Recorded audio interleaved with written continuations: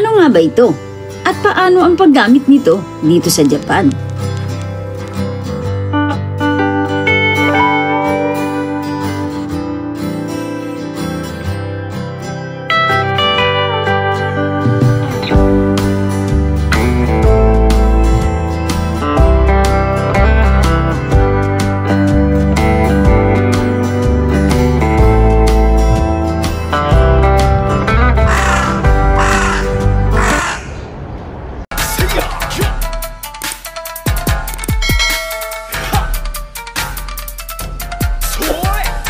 Hello mga katomodachi! Kumusta? For today's video, tara, samahan nyo naman ako at ipapasyal ko naman kayo ngayon dito sa Toyokuni Shrine or the Jinja, the Japanese Jinja. Okay mga katomodachi, at ayan, napakaganda talaga ng Japan mga katomodachi.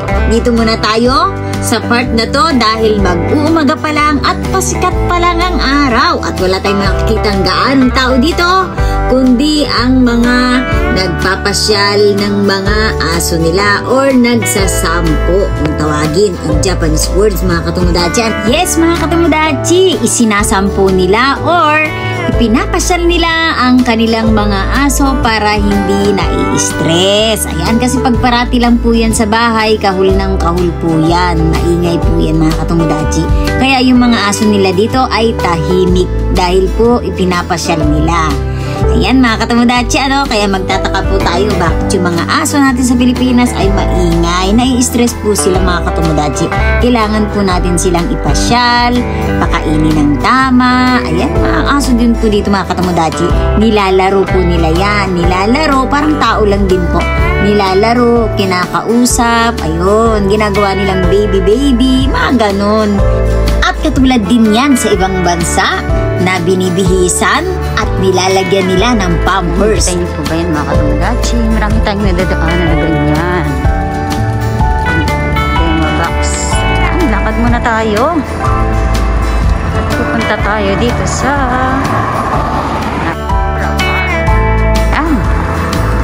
ganda ng mga way nila mga katomodachi.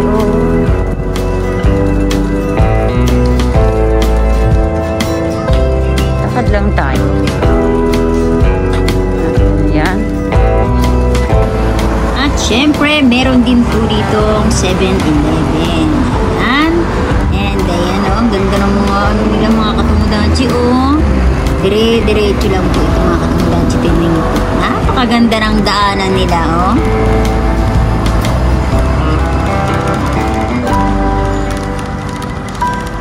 Walking lang po tayo. At hinila ko na lang po ang aking bisikleta. Ito.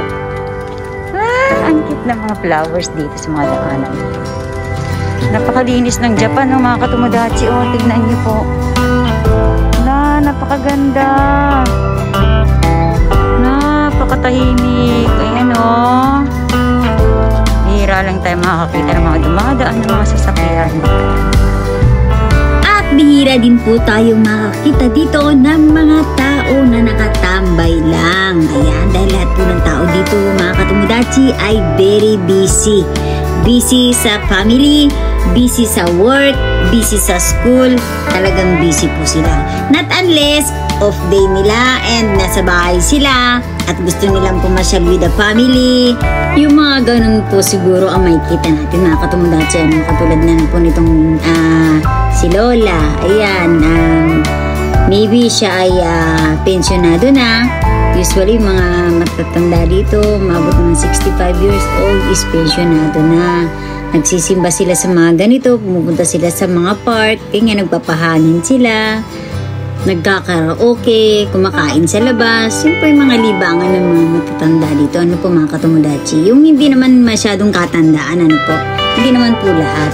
Okay mga katomodachi, at nandito na nga po tayo sa park. Ayan, ang labas at loob niya, yung park na ito. Ayan sa taas ng mga puno, At syempre, bago tayo pumasok sa red gate na ito, ay magbibigay-pugay muna tayo or bilang isang paggalang sa kanilang Panginoon sa ating pagbisita dito sa kanilang simbahan or jinja mga katomodachi. Na tinatawag na aisatsu or isang paggalang or respect. Nice! But bago po yun ay gusto kong ipakita itong napakagandang part na ito. Ayan o, puro nakahiliran ng mga ilaw. Pagka gabi po ay napakaganda nito mga katomodachi. Ano po?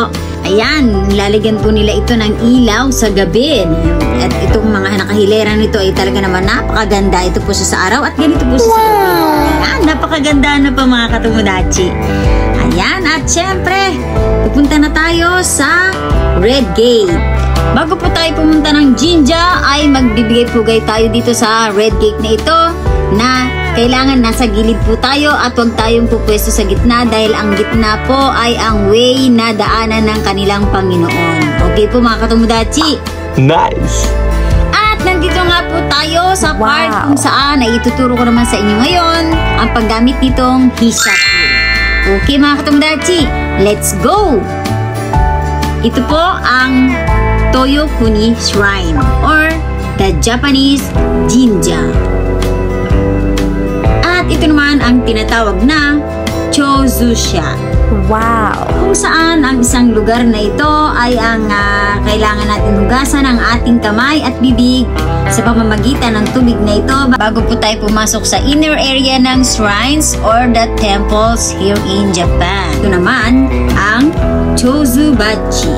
Ito naman ang tinatawag na Hishaku. At pagkatapos natin sa Red Gate ay diretso tayo dito sa Chozusha at magbigay tayo ng pugay sa pamamagitan ng pagbow.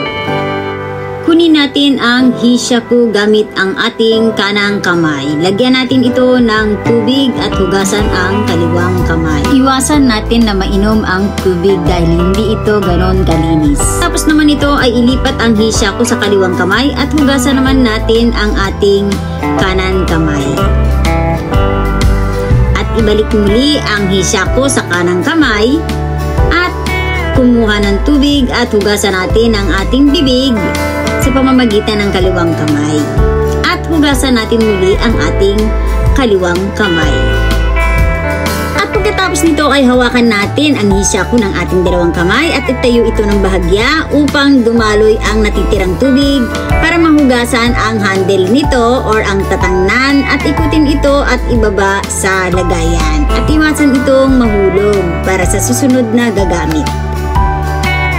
Pagkatapos po nito ay one step backward at magbabaw po muli tayo bilang pasasalamat.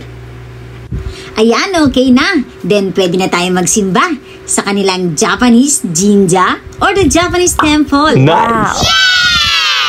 At kung tayo nga po ay nakapagsimba na dito sa kanilang Jinja or the Temple here in Japan ay bago po tayo umuwi at lumabas nitong Red Gate na ito ay kailangan po natin muli magbigay ng pugay bilang pasasalamat ay magbabaw po tayo ng isang beses. At ayan, okay na. Pwede na tayong umuwi. Nice! Wow!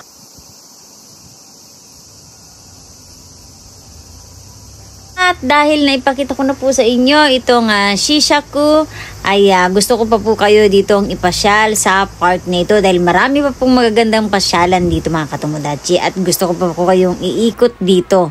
Ayan o, katulad na lang nito mga naggaganda mga lights na ito at itong parang bonsai na ito na napakaganda. Ayan.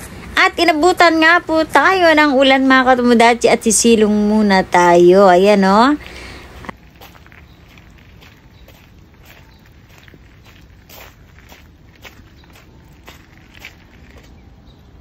Natunghayan nga po natin itong paggamit ng hishaku. Ayan. Anyway mga katomodachi, kung nagustuhan niyo po ang video na ito, just give me a thumbs up and like and share niyo na rin para lagi kayong updated sa susunod pa nating mga vlogs or videos katulad nito. And don't forget to kindly follow my page, Trixie Tricks, and do subscribe on my YouTube channel, Katomodachi Trixie TV. Thanks for watching! Bye! Wow! Nice!